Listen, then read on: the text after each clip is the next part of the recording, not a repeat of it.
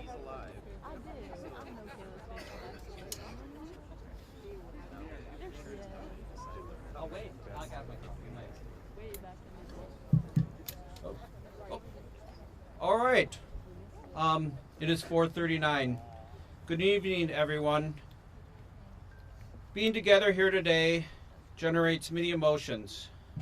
The tragedy that brings us to this place at this time will forever weigh heavily on our souls. Our hearts ache with sadness and grief. Grief for what we lost, sadness for what we experienced. However, we have been and will continue to be buoyed by the support, love, and concern shown by our family, friends, and maybe most importantly, by our community. We as a community united to help each other in the days, weeks, and now years following the tragedy. With our sadness and grief, we hopefully feel love and comfort. We are standing together for our community, for those who have been hurt and are suffering.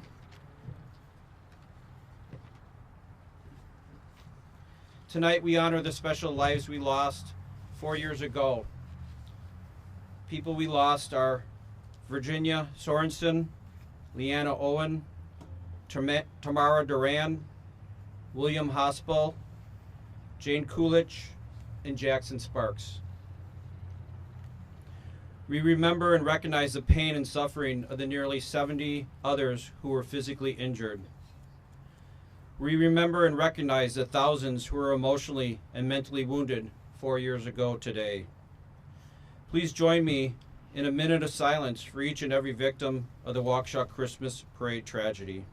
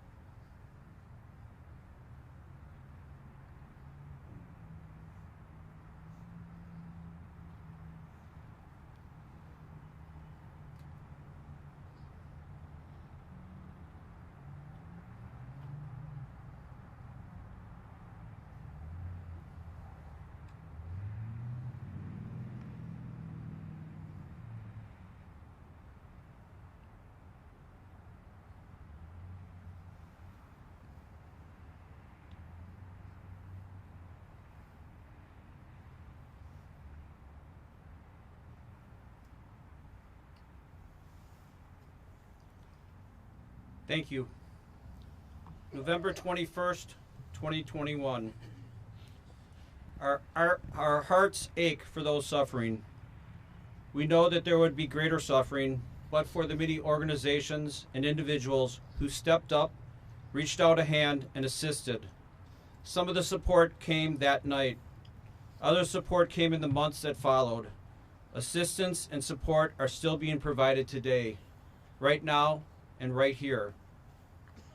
We are present to illuminate our deep concern and love for those suffering from the heartbreak of November 21st, 2021. One organization out of many that provides relief and aid to our community is United for Waukesha Resiliency Center. This organization was formed after the tragedy to provide mental health assistance to those in need in the wake of the tragedy. It connected members of our community with counseling and support and held community-focused events as we work together towards healing. The organization will be phasing out soon, but their impact will remain.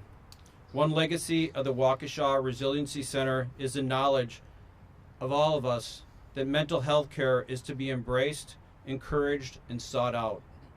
I would now like to invite Liz Schmidt from the United for Waukesha Resiliency Center to speak. Liz?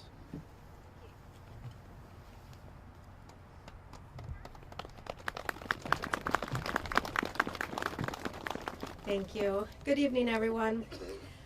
Thank you for gathering here today on this deeply meaningful and solemn occasion. The 4-year memorial of the Waukesha Christmas Parade tragedy. We come together not only to remember those we lost, but to honor the resilience of our community and to acknowledge the ongoing journey of grief, healing, and hope. There are moments in life that divide time into the before and after, and what happened here 4 years ago left a deep and lasting impact on our lives, and our lives were changed in an instant. The joy of a cherished holiday tradition was shattered by a moment of unimaginable violence.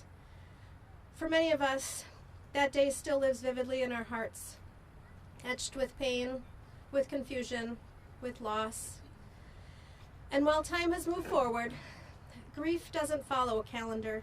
It doesn't obey milestones. It comes in waves, sometimes gentle, sometimes overwhelming, and each person rides the tide in their own way. Tonight I want to talk about grief, not as something we get over, but something we live with, something we learn to carry. Over time, the sharpness of pain may soften. We may find moments of peace, of laughter, of purpose, but we never forget. And we shouldn't, because remembering is how we honor those we lost, as well as the survivors, the witnesses, the responders, and everyone who still carries invisible wounds. Grief, as many of us know, is not a single moment. It's a lifelong companion that shifts shape over time. In the beginning,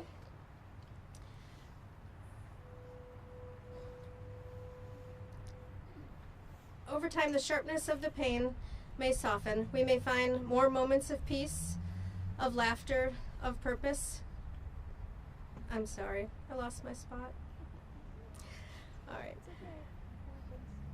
Grief, as many of us know, is not a single moment. It's a lifelong companion that shifts shape over time. In the beginning, it can feel all-consuming, raw, disorienting, and overwhelming. But as time passes, grief doesn't disappear. It evolves, and along the way, we begin to find moments of meaning.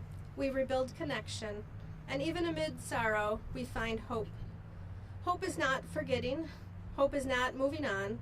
Hope is the decision to live fully, to carry forward the light of those we've lost, and to let compassion shape the future. Over the past 4 years, Waukesha has done this with courage.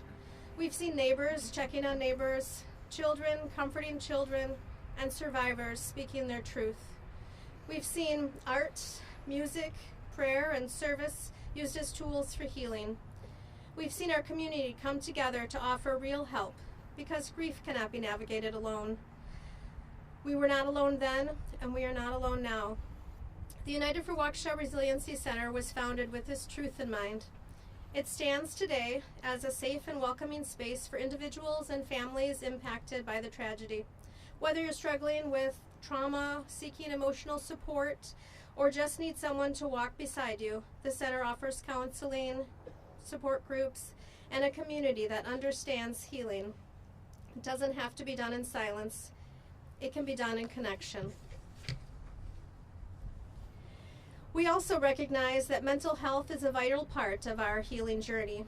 NAMI, the National Alliance on Mental Illness, provides resources, education, and advocacy for those living with mental health challenges and for their loved ones. Whether it's anxiety, depression, PTSD, or simply the heaviness that grief brings, NAMI reminds us it's okay to not be okay, and help is out there. If tonight brings up any emotions, or you feel that familiar ache or sense of being overwhelmed, please know that reaching out for support is a sign of strength, not weakness. You are worthy of care. You are not alone. As we remember the names, the faces, the stories of those we lost, we also look forward, not to forget, but to live in a way that honors them, with kindness, with compassion, with courage. We see that spirit all around us, in the neighbors who showed up in those early days, in the volunteers who still give their time, in the families who continue to share their stories and advocate for healing and safety. This community is woven together by more than pain. It is bound by love, by resilience, and by a shared determination to move forward while carrying the memory of our loved ones in everything we do. So tonight, let us remember, let us grieve, let us honor, And most importantly, let us continue to hope. Thank you.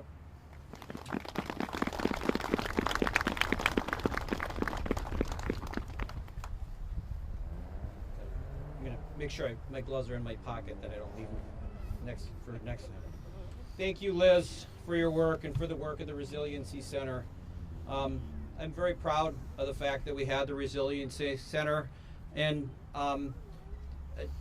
getting mental health help, if you think you need it, you do. Remember that for this tragedy that we all endured, but also for many things in our lives. We now have the privilege of turning our attention to the newest addition to the Parade Memorial, the sculpture Holding Love by artist Carmen De La Paz. Carmen poured her heart and soul into holding love, like she did with the Parade Memorial tile wall. Carmen is Waukesha. She has made it clear repeatedly that she cares deeply for our community. First, I want to mention Carmen's work on the tile wall. While we were working towards a design for the Parade Memorial, it was agreed that the memorial needed community participation, a way for individuals to become part of the memorial. The tile wall was Carmen's idea, and the tiles and making those tiles allowed the community to express their thoughts, their wishes, their love, and support for those impacted on November 21st, 2021. Last year, Carmen poured her time and energy into the tile wall to ensure that the tile wall would be a special and moving way for everyone to be a part of our memorial. Thank you again, Carmen, for your work on the tile wall project.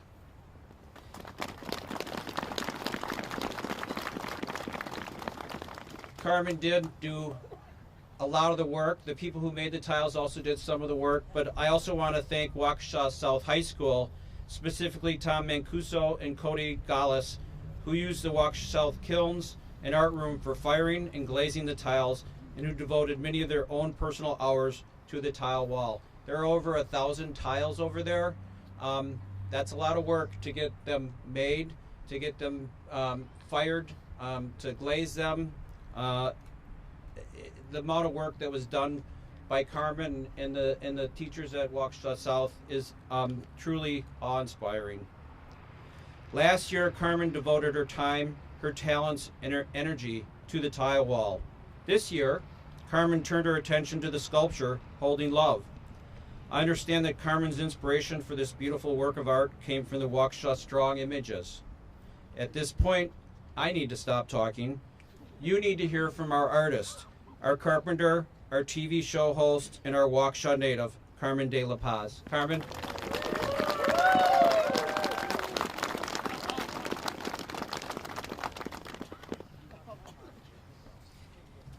Good evening, everybody. I didn't think I was going to get emotional, but I already am.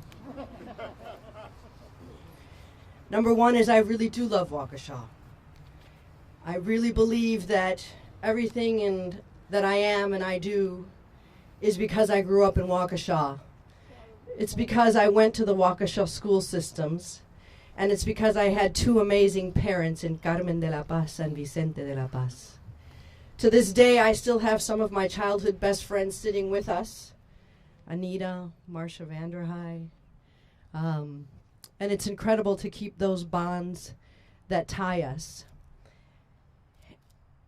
And when it came time to do something for this park, I must acknowledge Thrive Architecture, because it's their concept that we're sitting in front of. You can consider me the accessories, the earrings and the bracelet. Hey, but without a good accessory, you don't have a good outfit, right? And the concept for the hands came way at the beginning, and that's what I was focused on first. And then they said, well, do you have an idea for the community projects? I was like, yes, we can make tiles. And by we, I meant me. And I didn't know it would be, there's over 1,000 up there. It's like close to 1,200, but I actually rolled out and cut out 1,400. And I have to thank my light at the end of the tunnel, Tom Mancuso. Raise your hand, Tom, who's sitting right here, who helped me, who pushed me through, who kept telling me we're going to get it done. And one of the best things about the tile project is that Tom Mancuso now is a dear friend of mine, and his wife, Patty. I love you guys both very much. So let me tell you guys a little bit about your new sculpture, and then I want to say some thank yous. This sculpture has 500 pounds of cement on it. I mixed it all. See my thumb? And under it, there are 12 2-inch foam tiles, insulation foam tiles, that are cut into quarters. They're laminated with 5 gallons of glue. It already weighed a ton at that point. After they started to dry, I then went at it with first a marker and a projector, and I drew out the profile. Then I started carving. I have taken away from that original block that was 6'2" tall, 4 feet wide, 2 feet deep. I took away 10 50-gallon garbage bags of foam. Was taken away. And that was all done with a reciprocating saw, a flap sander on a grinder, an orbital cutting tool, round sanders, flat sanders, Dremels by hand. And then once I carved the outline, then I went back and I covered it with a special cement that is chemically reinforced and fiber reinforced and designed to live in extremities. If you guys know anything about cement, cement is not very friendly with ice and water. Well, welcome to Wisconsin. So this is a product that they use in theme parks and airports, and there's a scratch coat under it, and then there's a top coat over it, and then it's all sanded.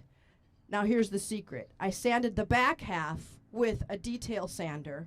The detail sander decided to break the night before I had to put this in. So the front half is hand sanded, thus my thumb. The heart itself is foam underneath with cement on top. We had some tiles that when the tiles were being installed broke. We were able to replicate those tiles and get them into the wall, but I asked Rebecca from the city to please save them for me, and she gave me a box of tiles back. And I was originally going to do a mosaic heart, and I have bought all sorts of different samples of blue tiles, and I didn't like any of them.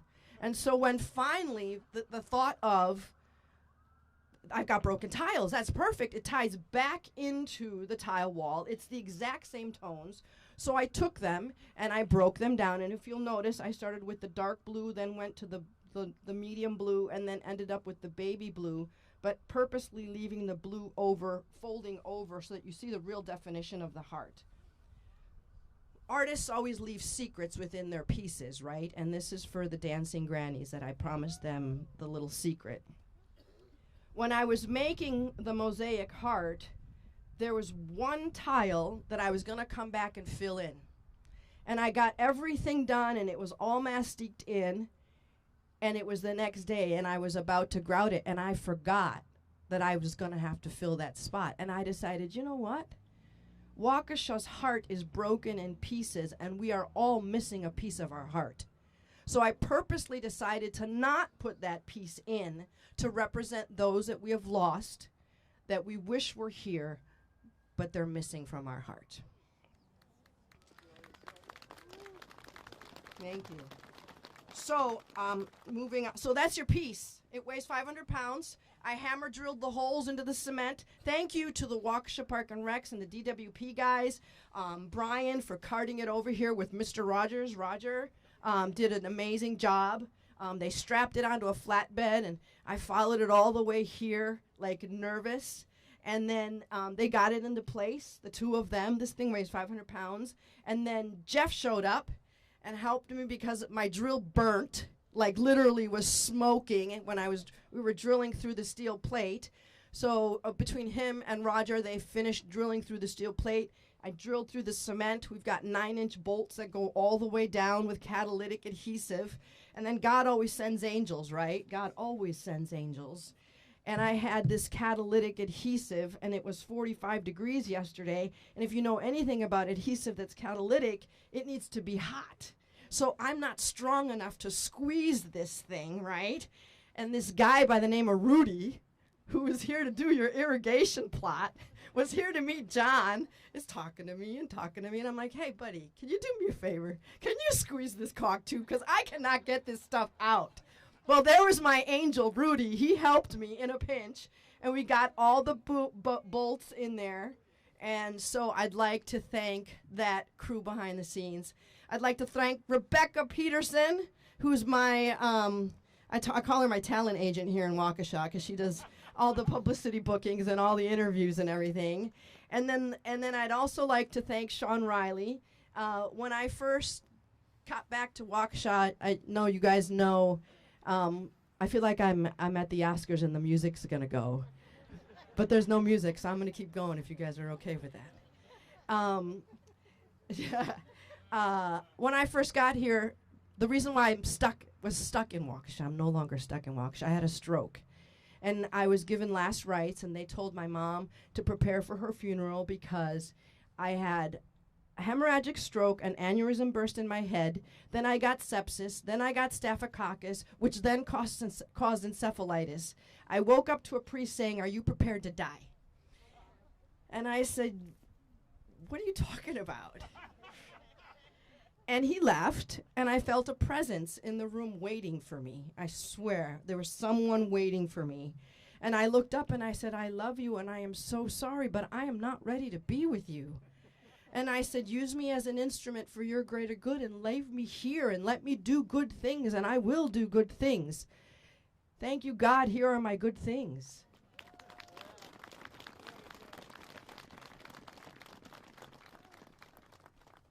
And in closing, I also want to thank my mom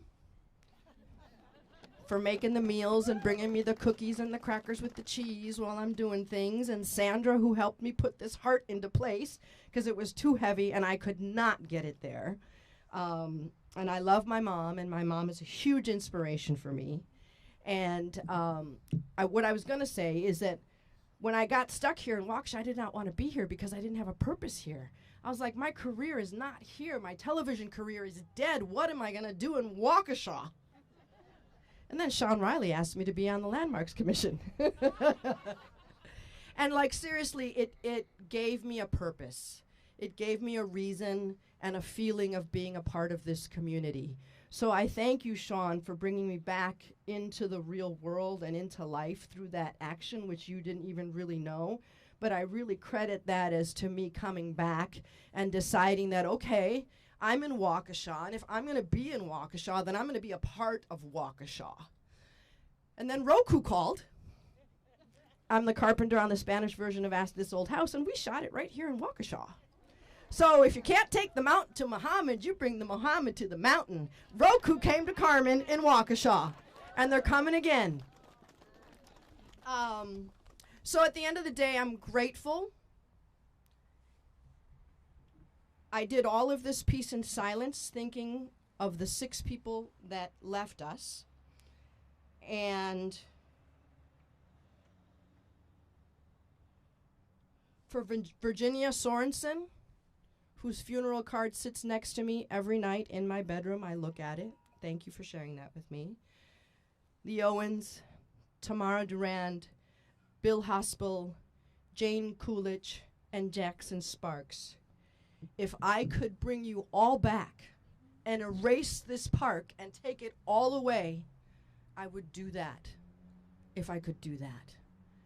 But I can't, and so I shall honor you with my work, and I will love my community by offering what I do, which is being creative. We all have a responsibility to where we live and to those who are around us. And I challenge you and invite you all to contribute in whichever and however you can, because it does make a difference. And for you that do not know it, Waukesha, Wisconsin is a very special place. And I am very proud to be a part of you. So thank you all so very much. God bless you. I continue to be a service of you and use me as an instrument for your greater good. But give me some time to rest before we do the next project, please. I've already got myself involved in a new possible project at the library. I'm part of the public art committee there. So, you know, when you're a person full of energy and you feel blessed, and I've been given a second chance at life, I'm going to do everything I can to live it. And so here I am, Gene Keel. I love you. Another dear friend. So thank you guys all so very much. Waukesha strong, Waukesha proud, Waukesha live long. I love you guys very much. Thank you. Thank you.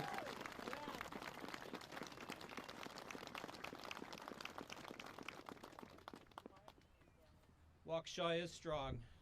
There's so many people that are that have made Waukesha strong. Everyone here, so many other people in the community, and Carmen, as we all understand. Thank you very much, Carmen. We're truly appreciative of all your work and what you have given to our community. You have never shied away from large, and maybe I should say immense, projects, and you are always working to make our world better. I can't end this evening without offering a special thank you to a few more groups of people who have made this memorial possible.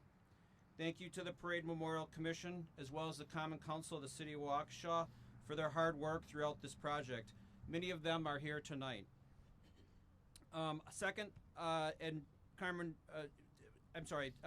thank you to VJS Construction Services, Thrive Architects, and the Waukesha County Community Foundation, who are indispensable partners with the City of Waukesha, and they help make this project a reality. Finally, I have to thank, and we all need to thank, the hundreds of donors and sponsors who made this memorial a symbol of Waukesha Strong. Born from tragedy, the Waukesha Parade Memorial is a lasting reminder of our unity, resilience, and strength. It is a memorial of a community that chose to heal together. Thank you for standing together in this spot at this hour as we again demonstrate strength, resilience, and love for each other. This concludes the program at this point, but I encourage you to walk through the memorial grounds. Visit with your neighbor, and if you feel the need, give them a hug of embrace. You need it, and they need it. So thank you very much, everyone.